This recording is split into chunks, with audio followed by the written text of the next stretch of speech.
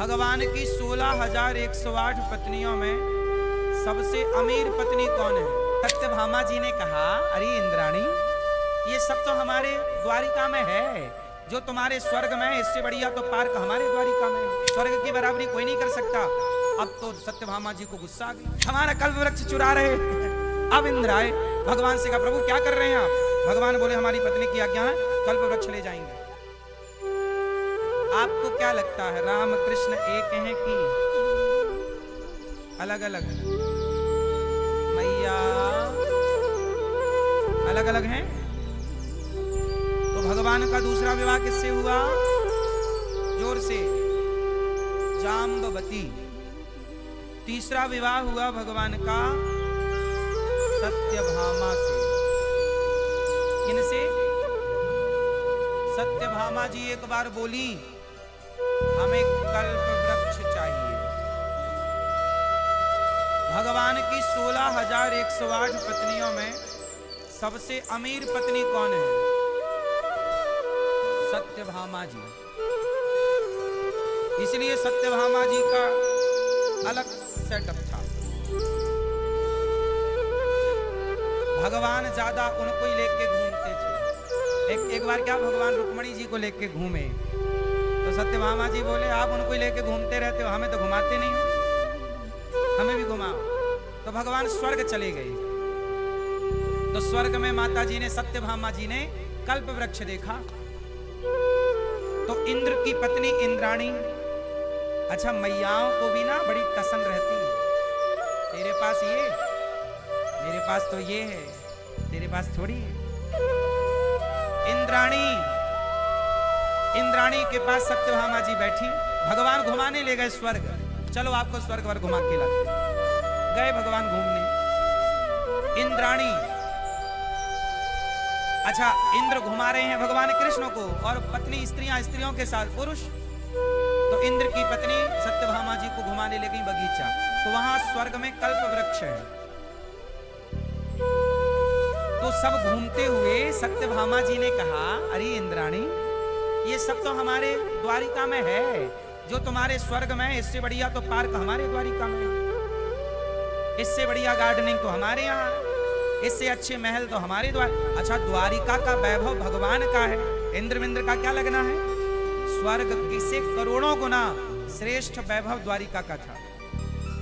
तो बार बार माँ कह रही है, अरे तुम्हारे, चलो खजाना दिखाओ, अब तेरे पास कितना सोना सेटअप है, कितने हार हैं? इंद्राणी ने खोल दिए। अरे इतने ही है बस, इतने तो हमारी पोंछा वाली के पास है।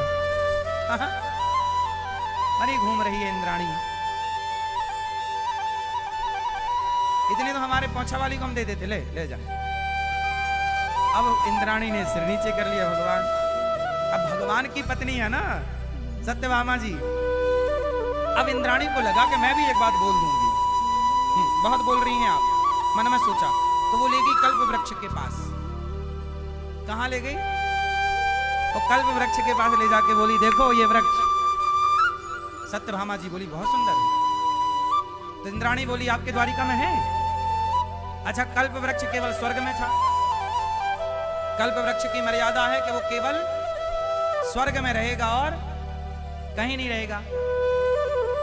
अब तो टसन वाली बात हो गई। सत्यभामा जी से कहा, ये है? हाँ, द्वारिका में नहीं है, हमारे यहाँ है। देखो ये कल्प वृक्ष, इसका फूल देखो कितनी सुगंधी है, कितना अच्छा है।